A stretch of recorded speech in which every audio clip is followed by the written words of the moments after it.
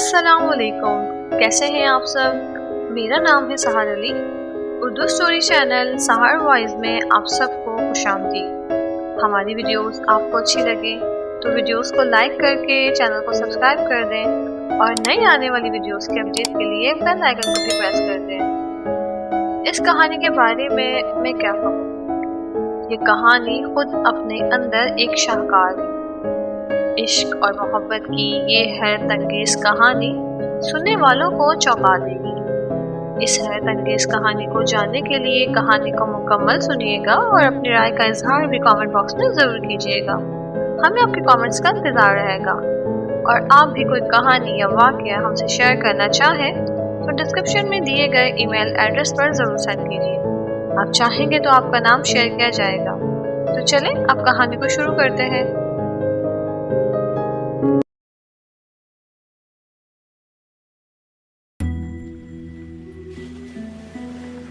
دور تک جاتی سڑک اور گہرا ہوتا اندھیرا حارث کی پریشانی میں اضافہ کر رہا تھا۔ وہ انجان راستے کی جانب گامزن تھا۔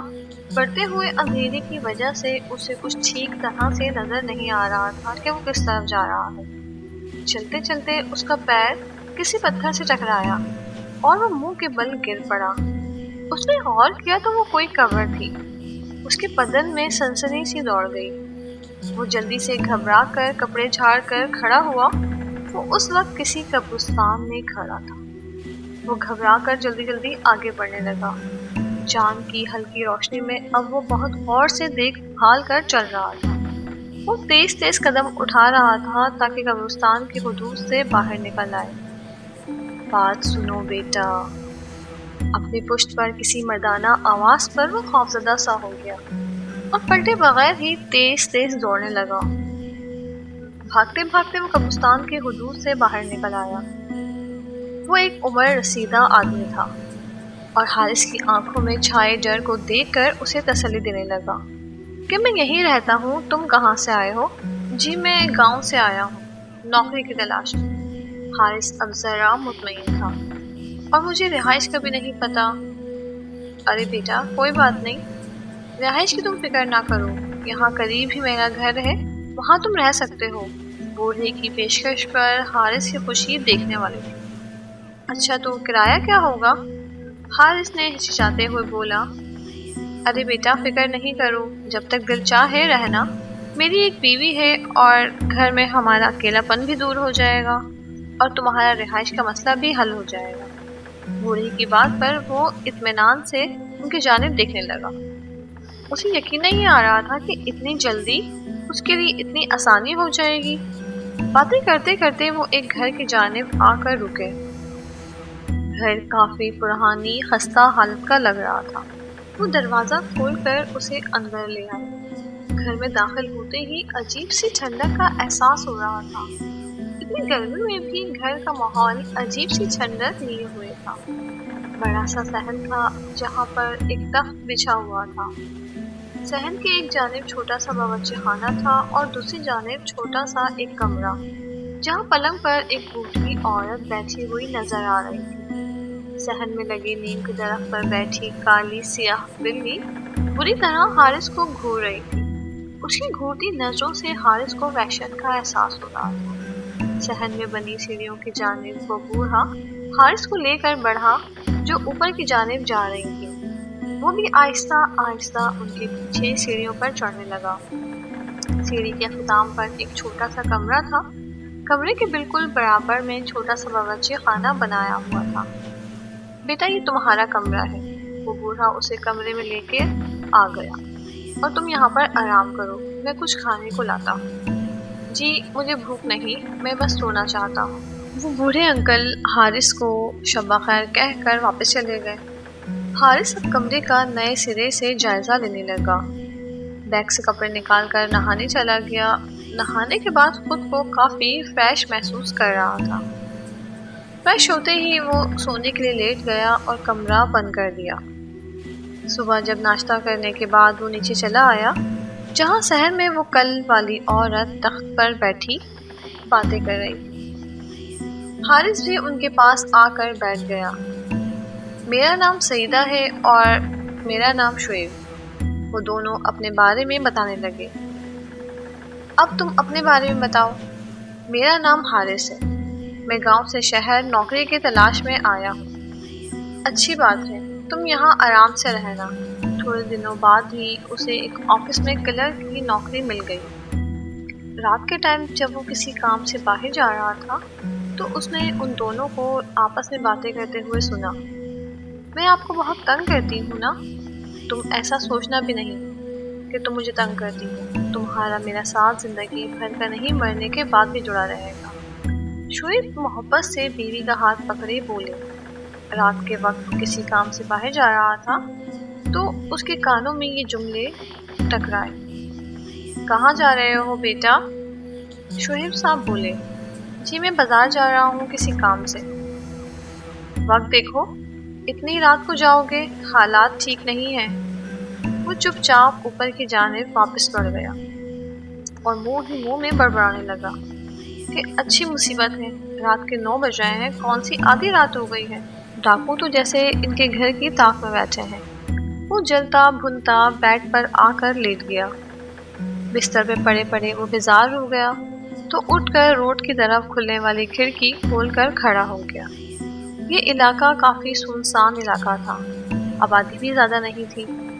قبرستان کے باہر سے گزرتی 2 لڑکیاں جو کھڑکی میں کھڑے حارث کو دیکھ کر ہاتھ ہلا رہی۔ ان کی اس حرکت پر وہ گھبرا گیا کہ اتنی رات کو یہ دونوں یہاں کیا کر رہی ہیں۔ اسے گھبرا کر کھڑکی بند کر دی۔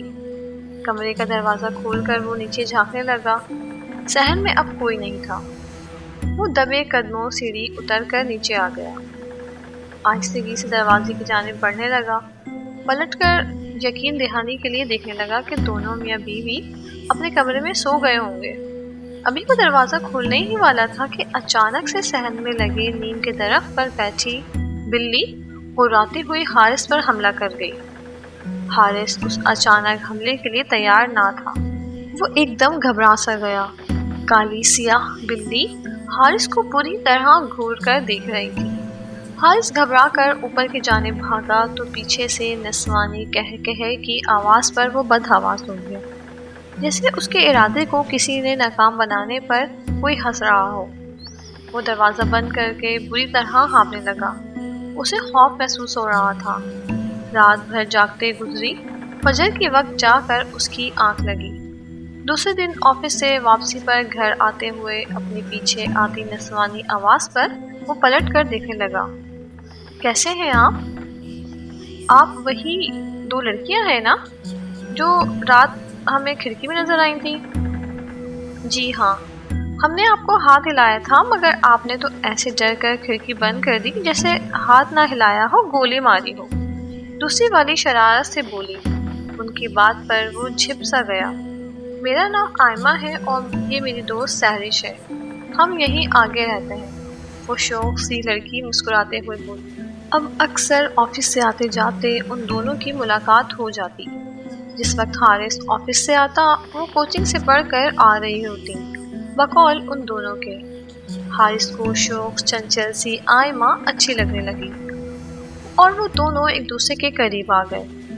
وہ اب گھر کی طرف سے بھی مطمئن تھا کیونکہ پابندی سے وہ منی آرڈر بھیجتا تھا۔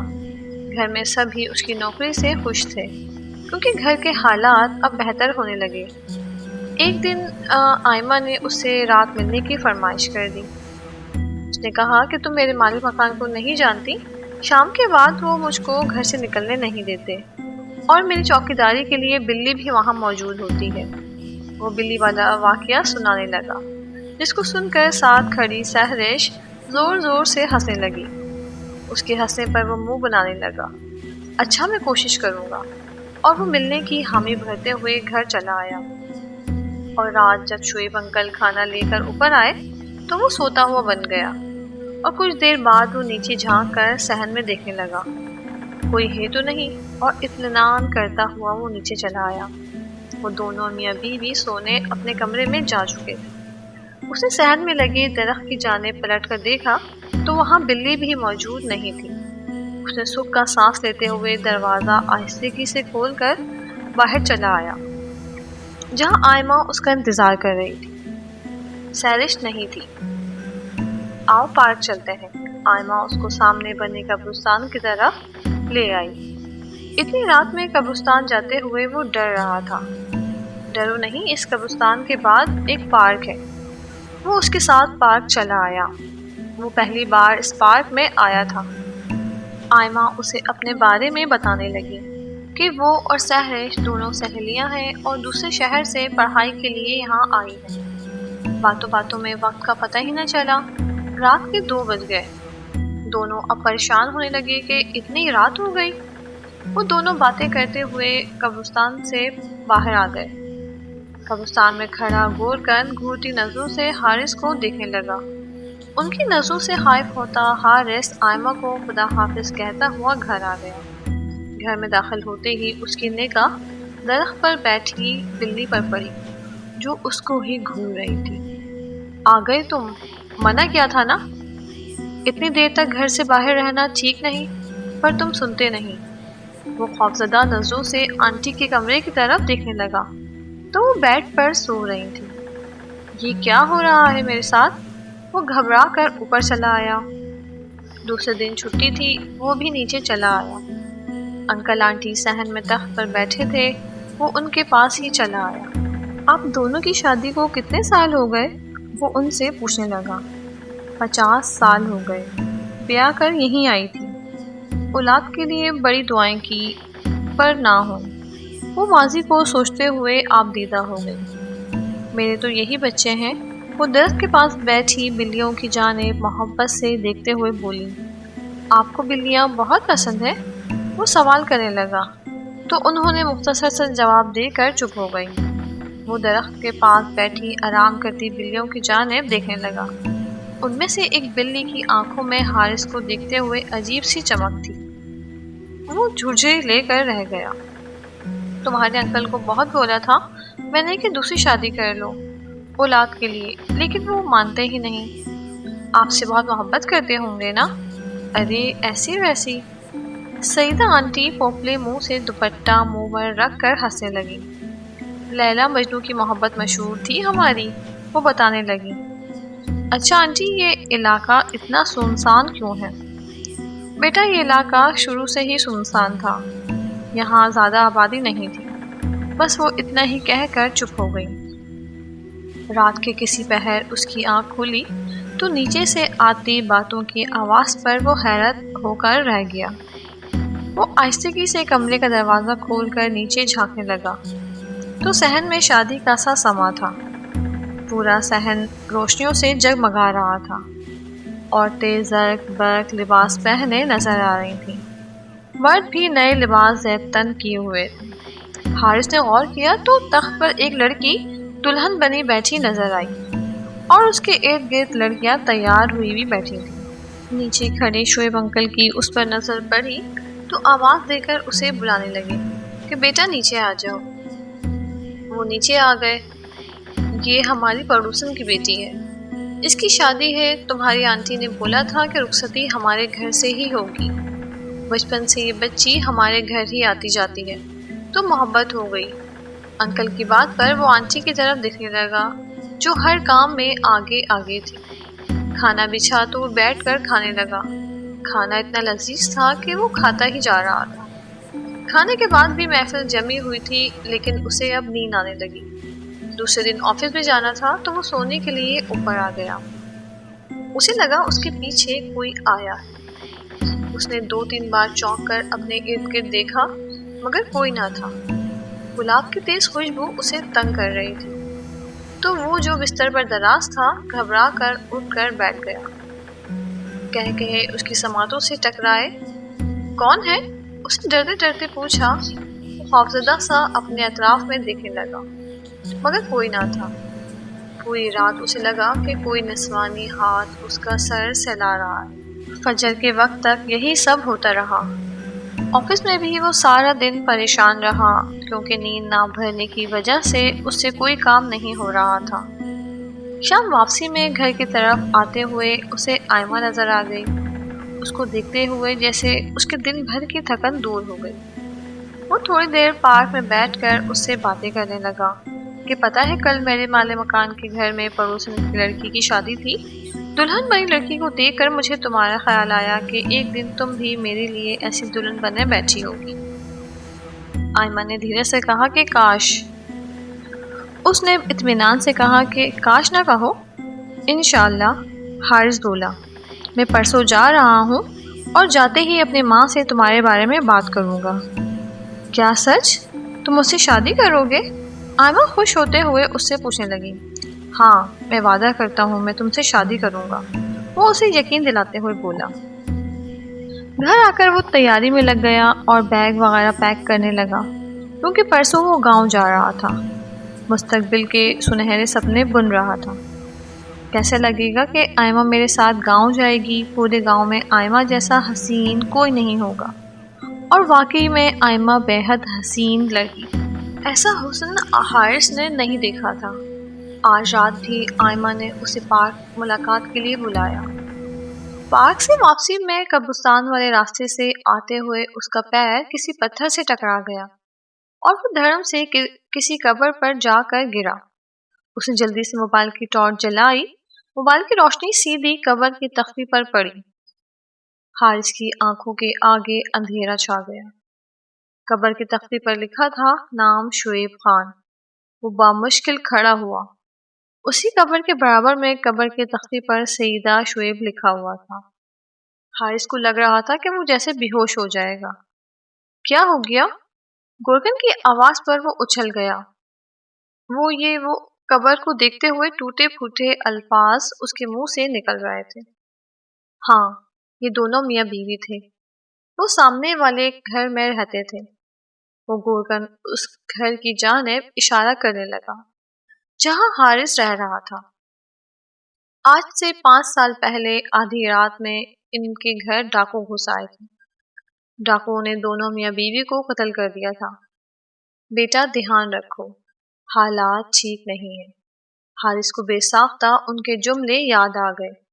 اتنے ڈرے ہوئے کیوں ہو؟ گورکن اس کے چہرے پر اڑتی ہوائیاں دیکھ کر بولا۔ نہیں، کچھ نہیں، اور وہ تیزی سے گھر کی جانب دوڑا۔ مجھے ابھی یہاں سے نکلنا ہوگا۔ وہ خوف سے دھڑکتے دل کے ساتھ گھر داخل ہو گیا۔ وہ تیزی سے اوپر چلا آیا اور سامان سمیٹنے لگا۔ کمرے کے دروازے پر ہونے والی دستک پر وہ اچھل سا گیا۔ کھڑکی سے دیکھا تو سیڑھی پر آئمہ کھڑی ہوئی تھی۔ تم یہاں کیسے؟ میں بھی تمہارے ساتھ جاؤں گی۔ اچھا، تو تمہیں کیسے پتا چلا کہ میں جا رہا ہوں؟ وہ پاس کھڑی آئمہ سے پوچھنے لگا۔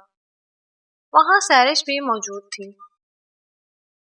آئمہ کے لاکھ منع کرنے کے باوجود سیرش بتانے لگی کہ ان کا تعلق جنوں کے قبیلے سے ہے، اور صحن میں لگی نیم کے درخت پر وہ عرصے دراز سے اپنے آباء و اجداد کے ساتھ رہتی چلی آ رہی ہے۔ وہ جو بلیوں کے روپ میں آپ نے دیکھا تھا وہ ہم ہی تھے۔ پہلے دن جب آپ نے گھر میں قدم رکھا تب ہی آپ آئمہ کو اچھے لگنے لگے۔ میں نے اسے بہت روکا کہ اگر یہ آپ کے ساتھ جائے گی تو ہمارے قبیلے کے بڑے اس کو اور آپ کو مار دیں گے۔ آپ کی جان کو بہت خطرہ ہے۔ سیدہ آنٹی جب بیاہ کر آئی تھی یہاں ان کو تب ہی ہماری موجودگی کا پتہ چل گیا تھا۔ ان کی کوئی اولاد نہیں تھی، ہم ہی ان کی بیٹیوں کی طرح ہیں، پر وہ دونوں بھی کب کے مر چکے ہیں۔ اب یہ گھر خالی ویران کھنڈر، ادھر کوئی زندہ انسان نہیں ہے۔ اس رات جو آپ نے شادی دیکھی تھی وہ ہمارے قبیلے کی لڑکی کی تھی۔ حارث کو لگ رہا تھا کسی بھی وقت اس کا دل بند ہو جائے گا۔ اس کا پورا وجود پسینے میں بھیگا ہوا تھا۔